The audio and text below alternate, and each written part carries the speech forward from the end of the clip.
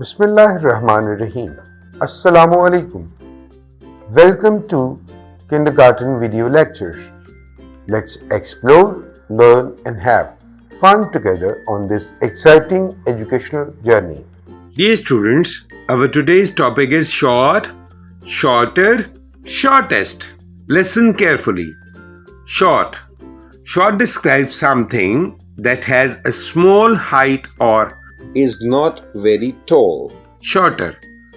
Shorter is used to compare the height of two objects, indicating that one has less height than the other. Shortest. Shortest is the superlative forms used to describe the least height among multiple things or individuals. Look at the table. The blue pen is short. The red pen is shorter than blue.